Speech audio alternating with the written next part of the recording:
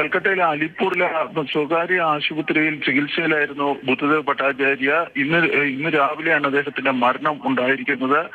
ബംഗാളിൽ ദീർഘകാലം അദ്ദേഹം മുഖ്യമന്ത്രിയായിരുന്നു. 2000 മുതൽ 2011 വരെ ഏതാണ്ട് 11 വർഷം ബംഗാൾ പശ്ചിമബംഗാളിലും ബുദ്ധദേവ് ഭട്ടാചാര്യയുടെ കാലഘട്ടത്തിന് ശേഷം അദ്ദേഹം മുഖ്യമന്ത്രി പദവിയിൽ നിന്ന് ഇറങ്ങിയതിനു ശേഷം പിന്നീട് ഒരു തിരിച്ചുവരവിന് ഇതുവരെയും ബംഗാളിൽ CPM-ന് സാധിച്ചിട്ടില്ല എന്നതാണ് വളരെ പ്രധാന. അദ്ദേഹം മുഖ്യമന്ത്രി ആയിരുന്നപ്പോൾ പോലും ഈ 2 മുറി ഫ്ളാറ്റിലായിരുന്നു അദ്ദേഹം താമസിച്ചിരുന്നത്. മുഖ്യമന്ത്രി ആയതിനു ശേഷവും മുഖ്യമന്ത്രിക്ക് പദവിയിൽ നിന്ന് മാറിയതിനു ശേഷവും അദ്ദേഹം ഈ ഒരു തരത്തിലുള്ള ആഡംബരങ്ങളിലേക്ക് പോവുകയും ചെയ്യുകയും ചെയ്തിരുന്നില്ല. പക്ഷേ ബുദ്ധദേവ് ഭട്ടാചാര്യയെ സംബന്ധിച്ച് പറയുമ്പോൾ അദ്ദേഹം ബംഗാളിനൊരു പുതിയ ദിശ കൊണ്ടുവരാൻ വേണ്ടി ശ്രമിച്ചു. അതിന്റെ ഭാഗമായിട്ടായിരുന്നു ഈ വ്യവസായവൽക്കരണത്തിലേക്കും മറ്റും അദ്ദേഹം കടന്നിരുന്നത്. അത് യഥാർത്ഥത്തിൽ ബംഗാൾ ജനത അംഗീകരിച്ചിരുന്നില്ല, അല്ലെങ്കിൽ അതിന് അദ്ദേഹത്തിന് ബംഗാളിന്റെ പിന്തുണ കിട്ടിയിരുന്നില്ല